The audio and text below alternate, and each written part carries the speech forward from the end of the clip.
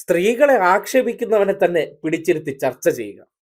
കേരളത്തിലെ മാധ്യമങ്ങളുടെ വാർത്താ കച്ചവടക്കാരനെ കഴിഞ്ഞ ദിവസം മനോരമയുടെ ചർച്ചയാണ്.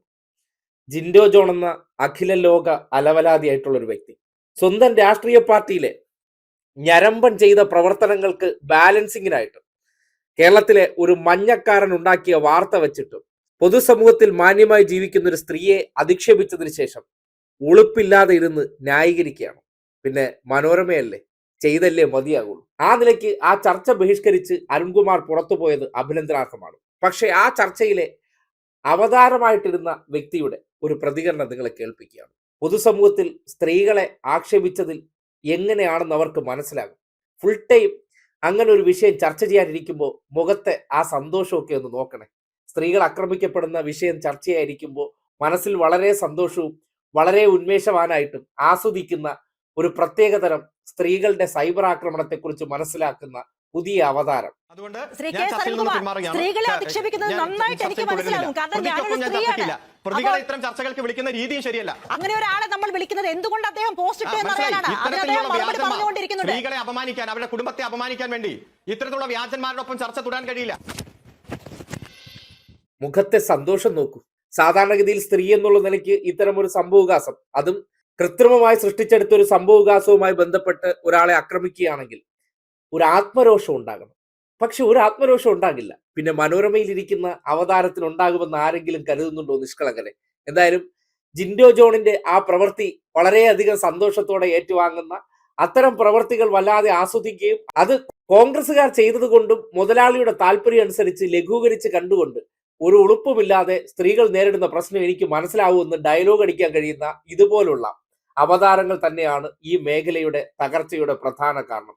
ഇന്നിപ്പോ ന്യൂസ് 24/7 പുറകിലേക്ക് മനോരമ കൂപ്പുകുത്തി വീഴാൻ കാരണവും സമൂഹത്തിൽ എതിർ രാഷ്ട്രീയ ചേരിയിൽ നിൽക്കുന്ന സ്ത്രീകൾ ആക്രമിക്കപ്പെടുമ്പോൾ അത് മനസ്സിൽ കിട്ടുന്ന ഒരു സന്തോഷത്തെ നാക്കുകൊണ്ടുള്ള ഡയലോഗ് കൊണ്ട് മറയ്ക്കാൻ പറ്റുമെന്നാണ് ഇവർ കരുതുന്നത്. കണ്ടുകൊണ്ടിരിക്കുന്നവരൊക്കെ വെറും പൊട്ടന്മാരും ചിരിച്ചുല്ലസിച്ചിരുന്ന് ആ വിഷയത്തെ കൈകാര്യം ചെയ്യുന്ന രീതി കാണുമ്പോൾ ഇതുപോലുള്ളതിനെ മനോരമ അർഹിക്കുന്നുള്ളൂ എന്നുള്ള യാഥാർത്ഥ്യമാണ് ചർച്ച കാണുമ്പോൾ പറയേണ്ടി വന്നത്. എന്തായാലും ആ ചർച്ച ബഹിഷ്കരിച്ചിറങ്ങിപ്പോയ അരുൺകുമാറിന്റെ നിലപാട് അഭിനന്ദിക്കുകയാണ്.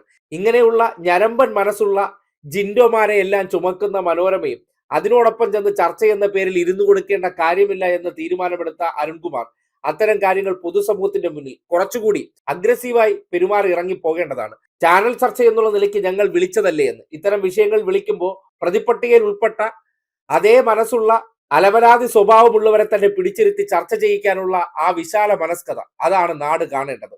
വാർത്താ കച്ചവടത്തിന്റെ ഭാഗമായിട്ട് മുതലാളിക്ക് കാശുണ്ടാക്കി കൊടുക്കാൻ ഏത് കോൺഗ്രസ് നെറുകേടിനെയും പിടിച്ചിരുത്തി ചർച്ച ചെയ്യിക്കുന്ന ആ രീതിയോട് ഒരു കാരണവശാലും യോജിക്കാൻ പാടില്ല. തുടക്കത്തിലെ തന്നെ പിന്മാറുന്നു എന്ന ഒറ്റ വാചകത്തിൽ ഇറങ്ങിപ്പോകേണ്ടതാണ്. അവിടെ കൂട്ടുകച്ചവടക്കാർ ബാക്കി അവരുടെ ഭജന കച്ചേരി നടത്തട്ടെ എന്ന് വിചാരിക്കേണ്ടതാണ്. ഇത്രയും വിശദീകരണം പോലും ഈ വിഷയത്തിൽ അർഹിക്കുന്നില്ല എന്നുള്ളതാണ് യാഥാർത്ഥ്യം.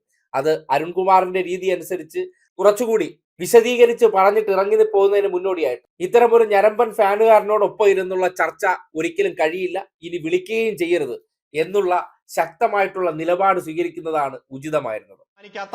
സ്ത്രീകളെ വീണ്ടും വീണ്ടും അപകീർത്തിപ്പെടുത്താൻ വ്യാജ വാർത്ത സൃഷ്ടിക്കുന്ന, വീണ്ടും വീണ്ടും വ്യാജ വാർത്തകൾ സൃഷ്ടിച്ചുകൊണ്ട് പൊതുസമൂഹത്തിൽ കിടന്ന് ന്യായീകരിക്കുന്ന ഈ കേസിലെ മുഖ്യ പ്രതിക്കെതിരെ ചർച്ച തുടരാൻ എനിക്ക് കഴിയില്ല. അതുകൊണ്ട് ഞാൻ ചർച്ചയിൽ നിന്ന് പിൻവാങ്ങുകയാണ്. എന്നാൽ ഈ ചർച്ചയിൽ പങ്കെടുക്കുന്ന ജിൻഡോ അദ്ദേഹത്തിന്റെ പോസ്റ്റ് തുടർന്നു എന്ന് മാത്രമല്ല, മറ്റൊരു പോസ്റ്റും ഇട്ട് ആ ടീച്ചറെയും കുടുംബത്തെയും അപമാനിച്ചുകൊണ്ടിരിക്കുകയാണ്. അദ്ദേഹത്തിന്റെ ആദ്യ പോസ്റ്റ് വന്നപ്പോൾ നിങ്ങൾ മനോരമ ഈ കാർഡ് പുറത്തിറക്കി. ഈ കാർഡിൽ ജിൻഡോയുടെ ഫോട്ടോയും ബഹുമാനപ്പെട്ട വൈപ്പിൻ MLA ഫോട്ടോയുമാണുള്ളത്. ഈ ഫോട്ടോയുടെ മുകളിലുള്ള കാർഡ് അങ്ങ് പറഞ്ഞതുപോലെ തന്നെ വൈപ്പിൻകരയിൽ CPM ഒരുപാട് ഷൈൻ ചെയ്യില്ല, ഉണ്ണികൃഷ്ണന്മാരെ ഓർമ്മ വച്ചിട്ട് വേണം അപരന് ക്ലാസ് എടുക്കാൻ എന്നതാണ്. അതായത് വസ്തുതാപരമല്ലാത്ത, സത്യവുമായി ഒരു പുലബന്ധമില്ലാത്ത, ഒരു തരത്തിലും വ്യക്തതയില്ലാതെ ഏതോ മഞ്ഞപ്പത്രത്തിലും ഒരു ആധികാരികതയില്ലെന്ന് താൻ മനസ്സിലാക്കുന്ന യൂട്യൂബ് ചാനലിലും വന്നത് കണ്ടിട്ട് കോൺഗ്രസ് പോലുള്ള ഒരു പാർട്ടിയുടെ ഒഫീഷ്യൽ സ്പോക്മാൻ ഇത്ര നിലവാരമില്ലാത്ത പോസ്റ്റുകൾ ഇടുകയും വീണ്ടും പോസ്റ്റ് ഇട്ട് ആ കുടുംബത്തെ ആക്രമിക്കുകയും ചെയ്യുന്ന സാഹചര്യം ഇപ്പോൾ നമ്മൾ കാണുകയാണ്. ആ ടീച്ചറുടെ പരാതിയിലെ കൃത്യമായി പറഞ്ഞാൽ 6ാമത്തെ ആരോപണ വിധേയനാണ് ശ്രീ ജിൻഡോ. കാരണം ഈ 2 പേർക്കെതിരെ FIR കേസ് രജിസ്റ്റർ ചെയ്തു. ബാക്കി ലിങ്കുകൾ പരിശോധിച്ചുകൊണ്ടിരിക്കുകയാണ്. ഇതിൽ 6ാമത്തെ പേരുകാരനാണ് ജിൻഡോ.